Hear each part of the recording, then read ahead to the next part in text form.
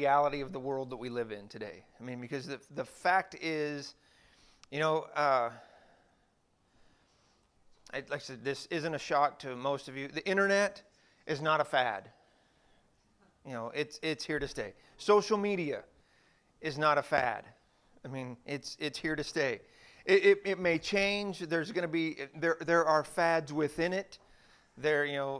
Facebook has fallen out of favor for younger people, but there's going to be something. There's always something else.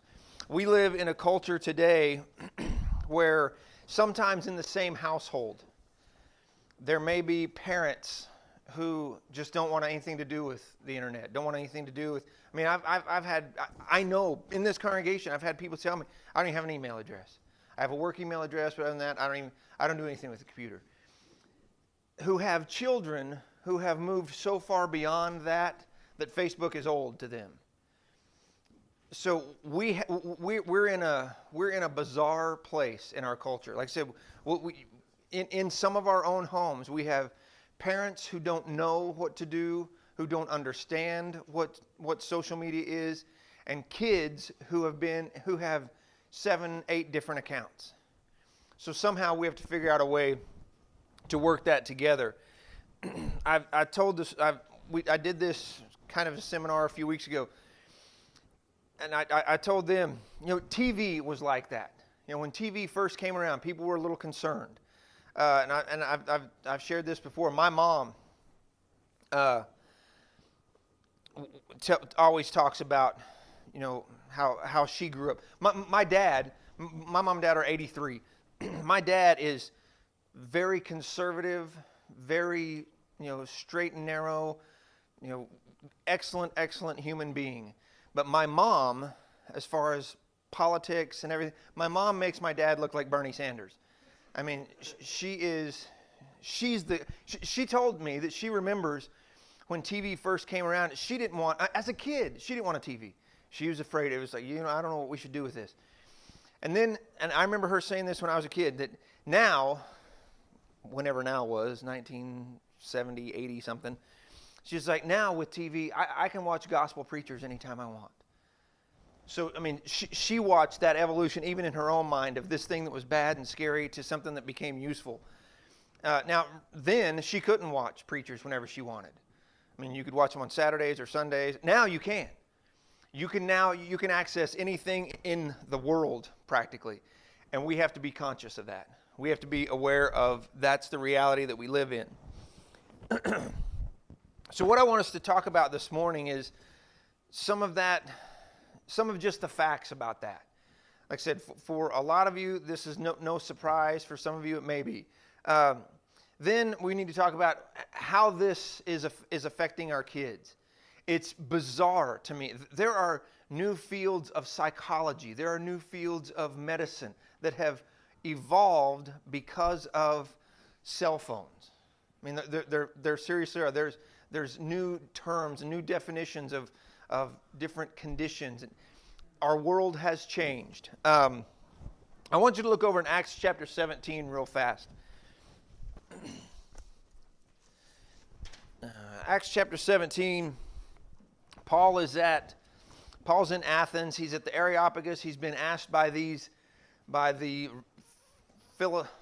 philosophers, I couldn't think how to say that, to come and just tell him something. The Epicureans and the Stoics, they like, it says in the text, they like nothing more just to sit around and talk about stuff. So they invite Paul, come tell us your stuff. Beginning in verse 16, while Paul was waiting for them in Athens, he was waiting for Silas and Timothy. Deeply distressed when he saw the city was full of idols, he saw the one, just paraphrasing, saw the one that said to an unknown God.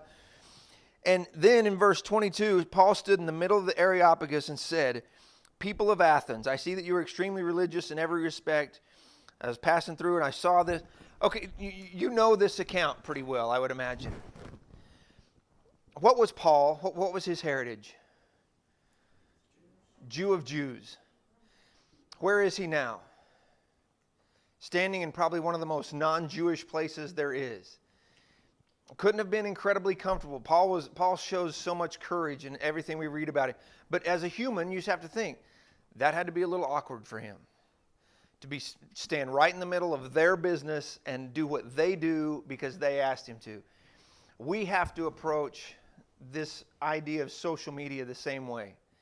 That is maybe a little uncomfortable. It may be stuff we have to try and learn, but we have to get right in the middle of it because that's where our kids are. That's where our grandkids are. And we just have to be conscious of that. Our culture has undergone incredible technological shifts. In my lifetime, I mean, I'm not 1,000. I'll be 50 in June. But in my lifetime, I remember when we got a microwave. And it was one of those that took up half the room. You know, it was gigantic. You had to stand away from it because it was putting off radiation. And I think it's funny that this article was about technological advancements. Look, you can see the guy on his phone taking a picture of the old microwave right there. It's like, there it is right there in a nutshell. But I remember getting a microwave, and we made grilled cheese sandwiches that were terrible, but they were so fast. It was like, yes. And they end up tasting like shoes. But anyway. Then, how many of you remember the first time you had a Genie automatic garage door picker-upper? Remember those commercials, people my age? Genie automatic. Oh, wait, I'm being recorded. It was a big deal to have a garage door opener. I remember when we got ours installed, I remember standing in the garage just going, and it's like, I don't have to get out of the car anymore, because I was the garage door opener. Now, this was technology. Say about 1982, maybe. Okay, Nathan, do you know what that is? No, I don't know. Do you know what that is? Where you watch TV. This was our first cable box. This was our first remote. I've looked for a picture of one of these forever and couldn't find one. I found one in the airport yesterday. I mean, I didn't find this, but I found the picture. I'm telling you. It had a giant long cord that plugged into the TV, and so our cord was always everywhere. This sat on the arm of my dad's chair. That's where it belonged. Don't touch it. And you had your 37, and actually you had about 20 something, but you clicked the button and you slid this lever up and down. I don't remember what that thing even did, but that was it. That was technology, and we were stoked about it. Then along came, you could take your music anywhere you wanted to. You could have your own tapes and all your mixtapes that you recorded off the radio, and you could listen to them by yourself without having to let your family hear. Then technology went crazy. I remember telling and this was when I was in college, telling one of my roommates who brought home a CD, and I was like, that's the stupidest thing I've ever seen. Those things are too fragile. Those things will never catch on. And like I said, I was 19. I mean, it was a long time ago. Then we get to this era. I believe I had this one, that one. I think I had all those, actually, at some point. These, I remember watching a PBS special about these type phones, encouraging women to keep them, to use them, because you could hold it like this and you could hit somebody with it if you were attacked or whatever. I mean, the thing weighed like 1.5 pounds, I had something like the brick phone. I had that in my company truck, my sales truck, and I thought that was so cool, But anyway, so then along comes the cell phone. You know what the first cell phone was?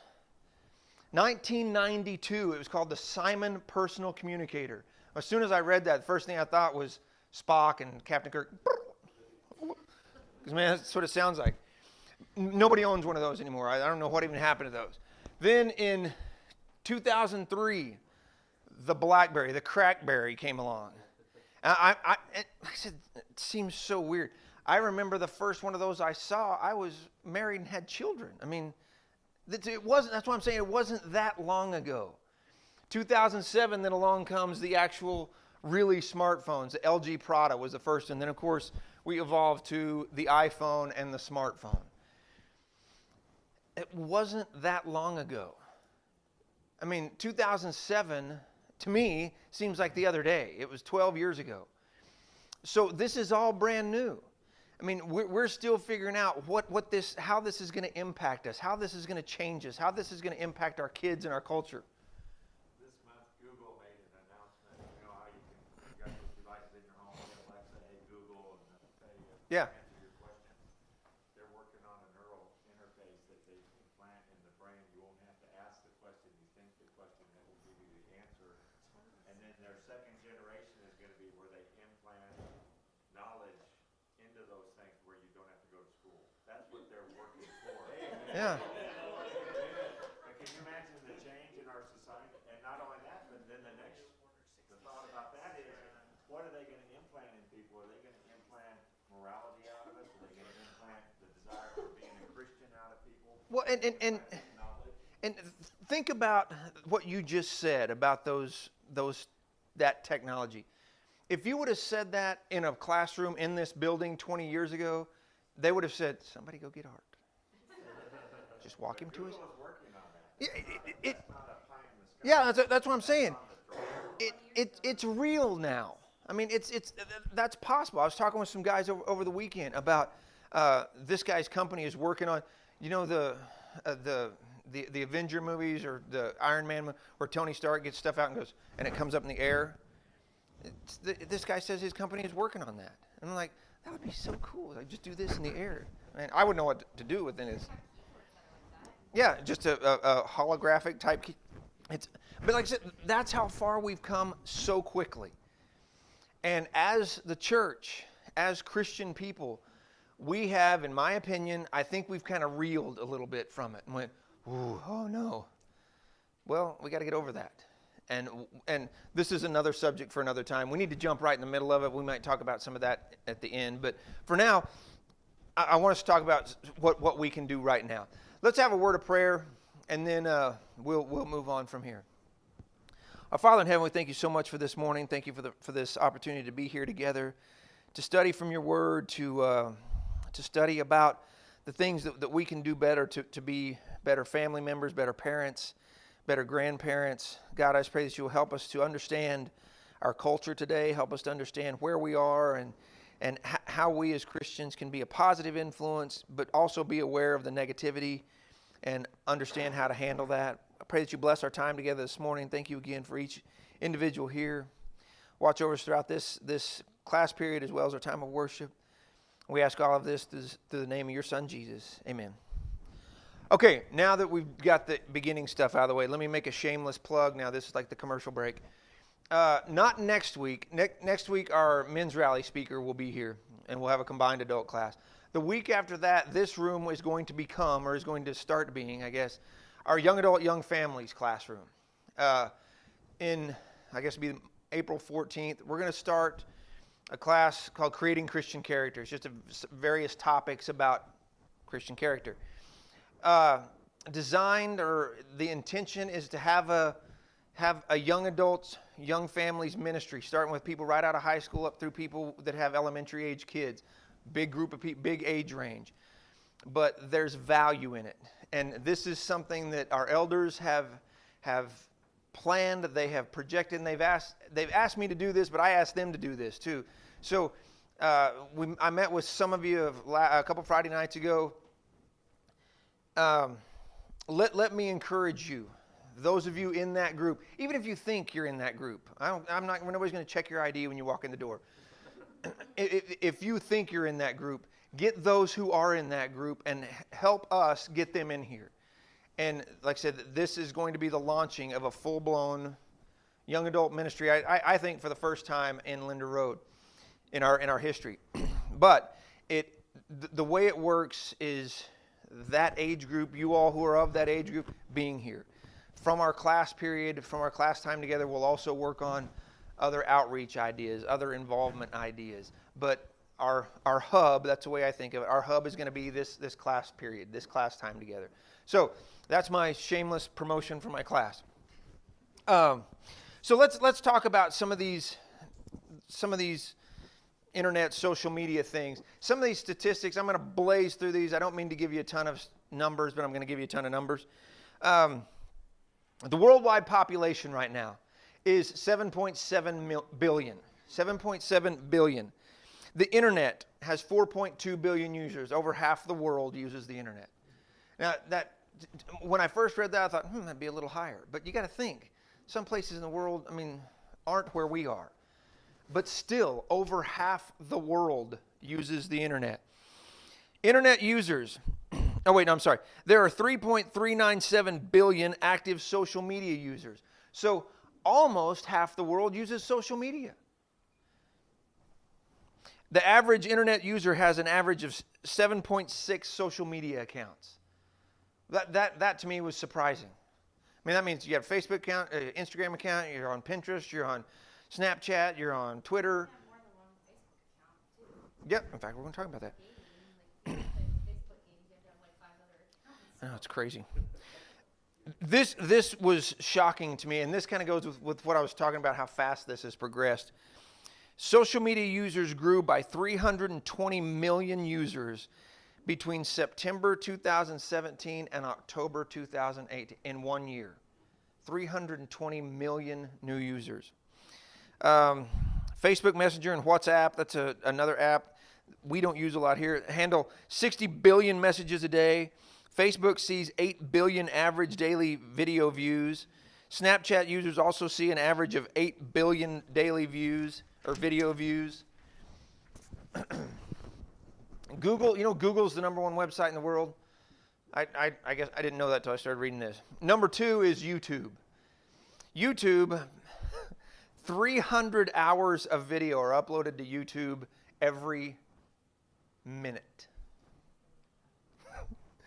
People now watch 1 billion hours of YouTube videos every day. I mean, it almost sounds like I'm making this stuff up. Just throw out some cool stuff. It sounds exaggerated. More than half of YouTube views come from mobile devices. 94% of American 18 to 24-year-olds use YouTube.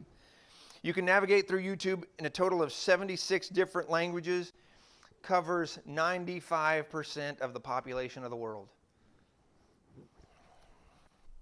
Like I said, these aren't trends anymore. Number 1 social media outlook on the planet's Facebook. 500,000 new users every day, which amounts to 6 new profiles every second. The average Facebook user spends 35 minutes on Facebook each day.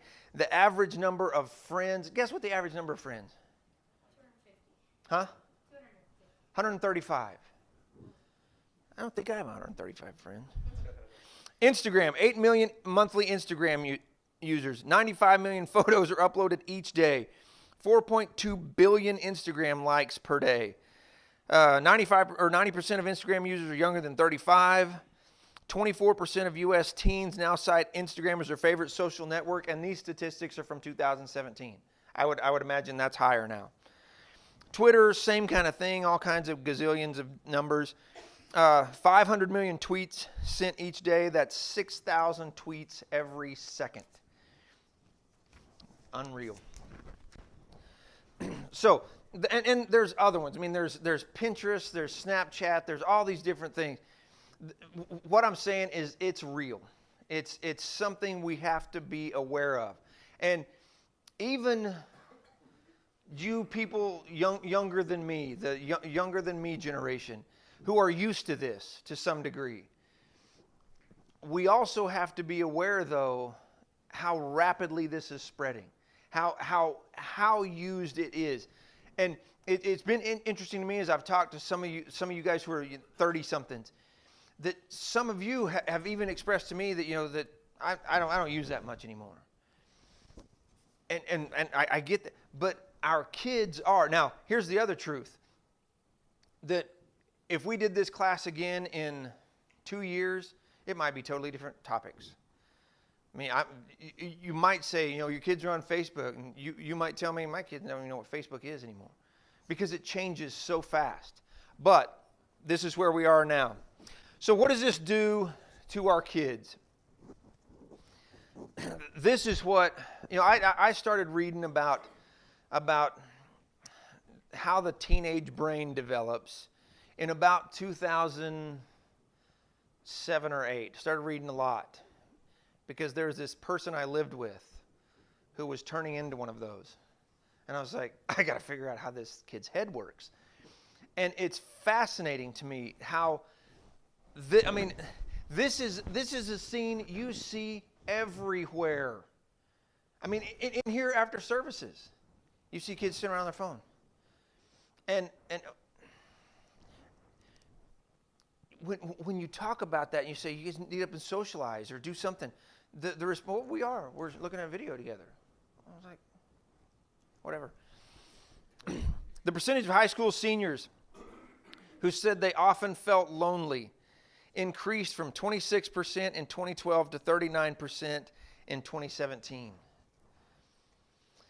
The number of high school seniors who said they often felt left out increased from 30% in 2012 to 38% in 2017. Now, those don't seem like giant jumps. But what is the reasoning that teenagers, younger people use for being on their phones all the time? Staying connected, yet they feel more lonely and they feel more left out. Now, again, this isn't just some random information. This study, done by the Journal of Social and Personal Relationships,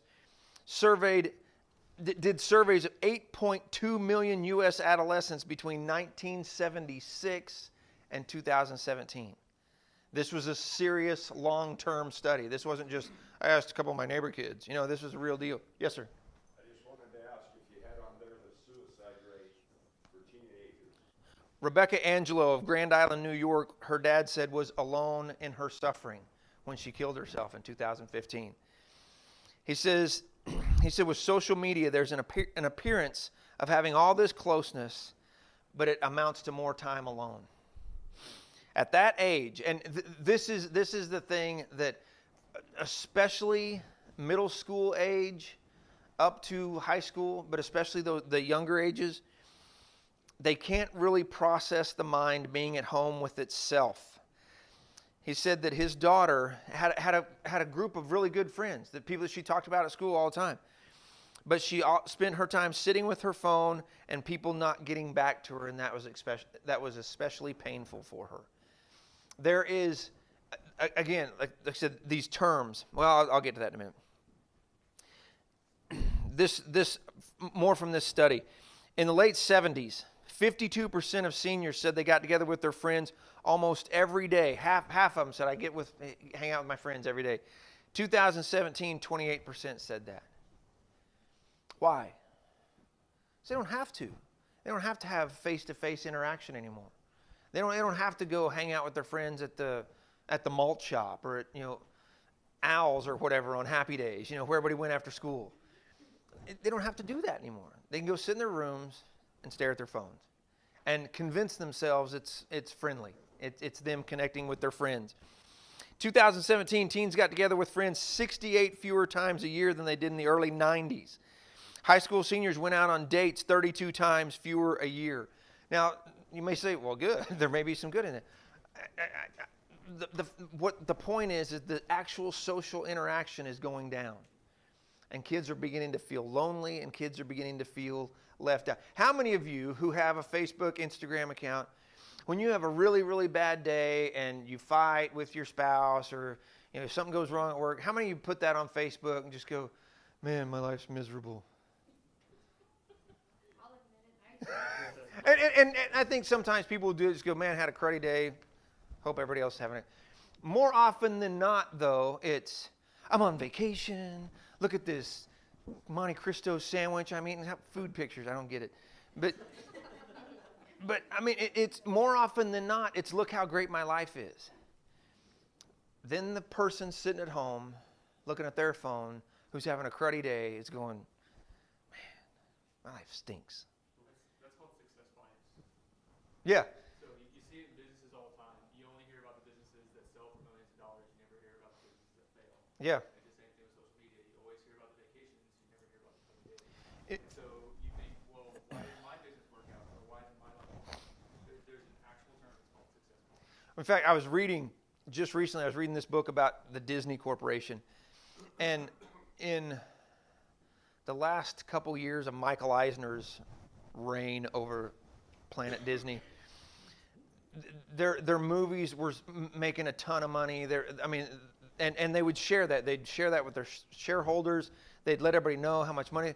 They were losing money like crazy in their some of their parks. That was Euro Disney was an incredible bomb. I mean, they were losing so much money, but they didn't talk about it because you don't talk about that. You just show people the good stuff. Generation Z. Do you know these terms? These are kind of new to me. My daughter, Caitlin, is technically, she's a Gen Z because that's 2000 and down. Then the millennials are 2000 to, I don't even know where that ends. You get different opinions. Basically, people ages about 20 to about 35 or so. And then I think I'm Gen X, or I don't know what. And I was thinking, in fact, I think we were talking the other day, what are your kids going to be? They have to come up with new letters. We're at Gen Z. We're done. We'll start over. Today's high school seniors spend more than an hour less a day interacting with friends in person than Gen X teens did in the late 80s. So, I mean, like I said, that's well, of course, things are different. But you think kids are in school, kids are doing their thing. If you take an hour of social activity, social face-to-face interaction away from somebody, I mean, that's a lot of time that somebody's doing something else. And this is another thing. This part of this study, this lady, Michelle Sporn, she's a child psychologist. She says that one of the things that is adding to this, and this again may be a topic for another time, is how much we're overscheduling our kids. Kids have, you got tons of homework, then they got, ballet, then they got soccer, then they've got this, and then they got that. And so they don't have time to go hang out with their friends. They don't have time to spend time one-on-one with people. And all of that staring at social media when your mom's running you to piano lessons or running you to whatever, the things that your parents plan for you that we think is good for our kids, and like I said, we're not here to debate that, has led to this term. It's FOMO. F-O-M-O. What does that stand for? Anybody know? Fear of missing out. And it's an anxiety. It's a condition that psychologists have termed. That they see kids that are stressed out and worried and frantic, and you get down to it, and they're afraid they're missing out on something. They're afraid there's something going on. They see their phone. They see, Bobby and Billy are off at the movie, and they forgot to ask me. And I'm just, I mean, I get it. Then there's this other term that's SMA that is the same kind of deal. Social media anxiety. That is, it's a condition. I mean, there's this one story I read that a doctor had prescribed antidepressants to a 12-year-old because they had this social media anxiety. It's like, Mom, Dad, take the phone. I mean, put the pills away, take the phone. Like I said, I don't mean to be that. Well, because there's studies that show that it's like a drug. If you get Absolutely. on Facebook, it's the same chemical reaction Dopamine. as a drug would do. So It absolutely is. addicting. It's and that's the other thing. Studies are showing now that our teenagers, about my son's age and down, are being neurologically changed. They're being neurologically rewired because of this thing. I mean, and when I first started reading a lot of this stuff, it irritated me and I was like, we got to take the kids' phones away. But I mean, the reality is we're not going to do that. I mean, we need to have some limitations. We'll get to that in a minute. But this is the world we live in. One of the things that has come on the scene in psychological circles is the DSM-5 has addiction as a diagnostic criteria, which I think is just amazing. I know. It's just pervasive. And it's something 10 years ago nobody would have ever dreamt. Yeah, exactly. That's what I'm saying is we're dealing with this. DSM-5 is the Diagnostic and Statistical Manual for Psychiatrists, Psychologists. Yeah, and like you said, DSM-3 probably didn't have that. I mean, we're dealing with this on the fly. I mean, it's as we go. I mean, like I said, there are some people who are completely comfortable in this world. I won't say I am. I'm learning.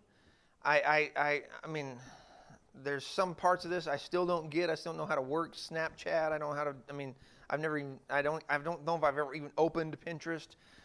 But the reality is, I guess that's our next question. is what do we do as parents? I work for Accenture, and we have terms for people that are digital natives and digital non-natives. Yeah. People that are used to technology are digital natives. Those are people usually 35 and younger, my generation, and digital non-natives are 35 and older. Mm-hmm. And what I find interesting is corporations know how to target digital natives. They know what to spend money on. They know how to target marketing. They know what programs, what software suites, everything else in order to get their message, their brand in your home, on your screen, whatever. Mm-hmm. Our churches don't. Yep.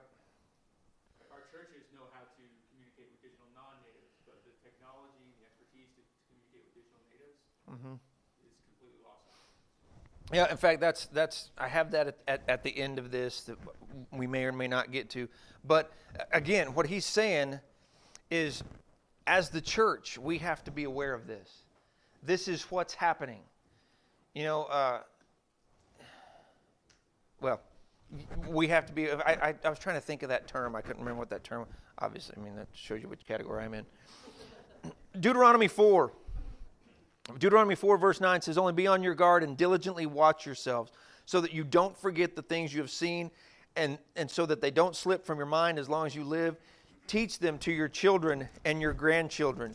Deuteronomy 6, beginning in verse 5, "These words that I am giving you to be on your heart, repeat them to your children. Talk about them when you sit in your house and when you walk along the road, when you lie down and when you stand up." Ephesians 5,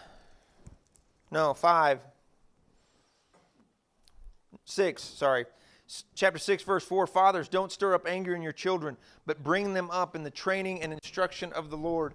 What do you hear in those verses? You have to be a parent. What does that mean? All the time. It's intentional. We have to be intentional as parents. Maybe it would. I hope it would surprise you the number of parents that in this congregation, in the church, who have told me, I don't do that social media stuff. I mean, I know my kids are on it, but I don't mess with it. Don't do that. We have got to, and like I said, for about half this class, this is second nature almost. Like Adam was saying, this is what you've even grown up with, and maybe not grown up with, but at least have adapted to much quicker. But for all of us as parents, and this, I will say, this doesn't stop. We have to learn.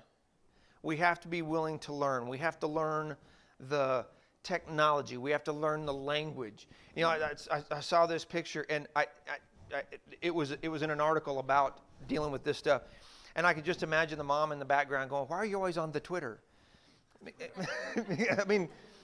and that's almost turned into a joke, is using that term. But I mean, people talk about your Twitter friends and your Facebook buddy. I mean, we have to learn that there's a language. We have to learn that when we're going to talk to our kids about the seriousness of this, that you can't talk about, face chat or whatever. I mean, you got to know what you're talking about. Can I say something? Yeah. Like, there's all these studies on how much technology is bad for your kids. I mean, kids in classrooms, teachers are having a harder time managing because their brains are being wired different. And you think, well, I'll just cut it completely out. No TV, no electronics. But we live in a world where you're going to have to learn that stuff. Yeah. Are you going to be the kid that's hecking, trying to figure things out? Or are you going to allow your kid to learn how to type? Because that's the world we live in. Exactly. I mean, You have to find that balance. There definitely is a balance. and that's exactly it. It's just being intentional as a parent. I mean, it's the whole in the world, but not of the world. Our kids are going to be in the world. If you homeschool your kids, that's great. Someday they're going to not be homeschooled. I mean, unless you're that parent that keeps them homeschooled in the basement till they're 30 or whatever. But your kids are going to be in the world at some point or another. So here's some things I want to just some stuff that I've actually just fairly recently learned. What you said is that if you're a gamer on some of these things, you need to have more than one account. Let me just say this: if your kids have social media accounts, follow them, be their friend, but don't stop there. You pay for that phone. I would guess that every kid that has a phone, their parents pay for. Take that thing from them once in a while and just look at it. Because kids make fake accounts. Kids make fake Instagram accounts. Kids make fake Twitter accounts. And if you see the visible one and go, well, that's little Susie's just sharing her sandwich at lunch with her friends and taking a selfie, and great. Make sure you look on that phone and find what they're really doing. We had a discussion with our kids, and our kids have been pretty good with their phones. But we would take their phone. We would say, here, let me look at your phone, look at your text. And Blake asked us one time, and not in a crisis moment, just asked. He goes, do you not trust us? I mean, why do you have to look at my calls and my texts? And it's like, no, listen, when I was a kid, people in my generation, how did your parents know when you were on the phone with your girlfriend? There's only one line in the house. It was you'd follow the cord that went up the stairs and into my room. I mean, and they just open the door, or they just pick up the other phone. That was the same thing with the internet. Yeah. Light up the phone line if you were on the internet. But they would just walk in and go, who are you talking to? Or they'd pick up the phone. Hi, I'm Clint's dad. Who's this? Like, oh. So grabbing their phones and looking at it is the equivalent of following the cord under the door. Well, one of the things I realized that we had to do was you have to check it every day because they would get apps and not check privacy settings. Mm-hmm. So that was the one thing I would get on and look at, like, you didn't check privacy, you're letting anybody, it's just a different kind of parenting that you have to stay on top of every little thing. You don't want to take it away, but it was just like, well, you've got all these friends, you don't even know, and then all these bad work, like, who are these people? Yeah. You didn't check the privacy. It's just, Got to be a step ahead of them on every little thing. It just yeah, where you have to tell them who they do and who they don't accept as friends and followers. Adam. So I just see this as a generational gap.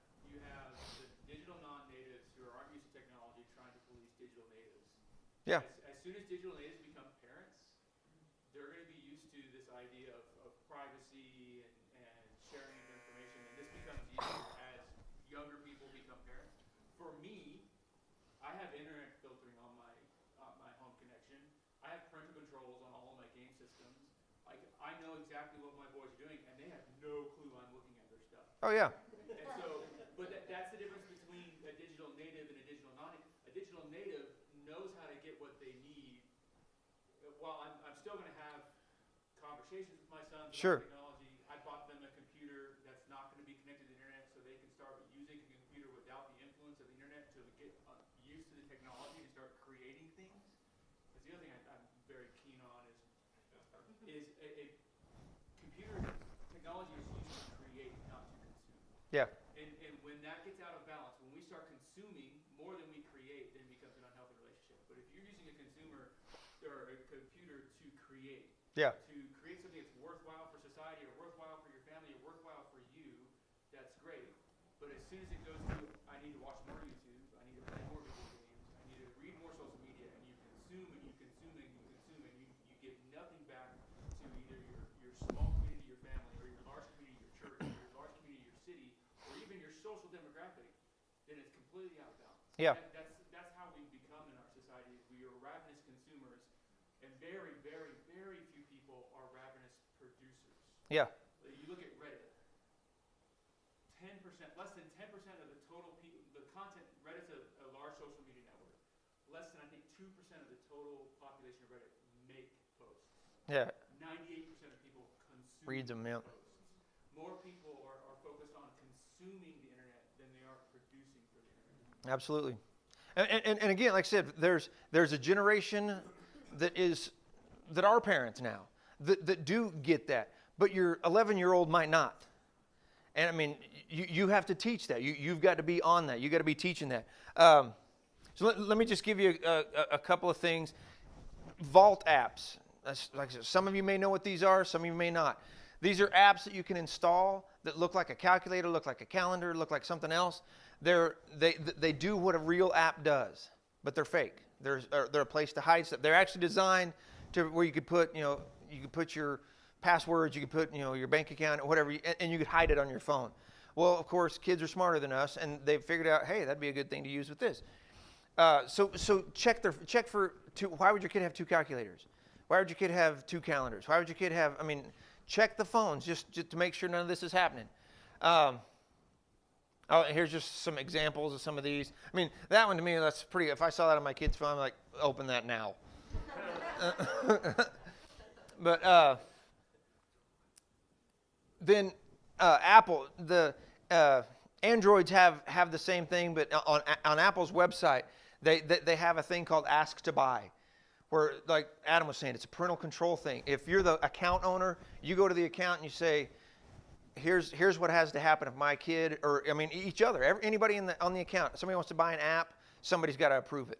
So, I mean, we've had to deal with, kids buying apps and going, well, it was a 90-day free trial, and then I forgot to cancel it, and it's like, well, you need to ask about that stuff first. So there's a way you can set that up through your phone plan, where people have to ask. This is a website, Families Managing Media.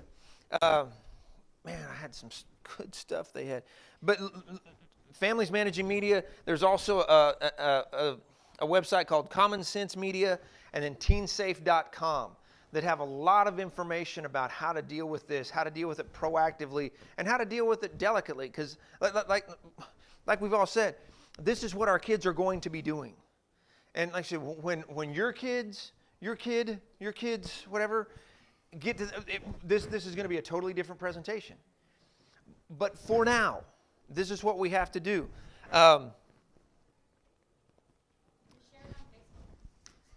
Yeah. And this is what it comes, like Adam said, this is what it comes down to. Be the parent. I've got a couple things real fast. These are a couple things from one of these websites. This is a request for app. This is a form that you can sit down with your kid, with your teenager, with your whatever ager, and it's just a questionnaire. What are you going to do with this thing? Just explain to me why you need this app. And then you have basically a contract with your kid. Just say, I don't care if you do this, but let's talk about it first. Let's be intentional. And then this is something to go through with your kids also, setting screen time boundaries.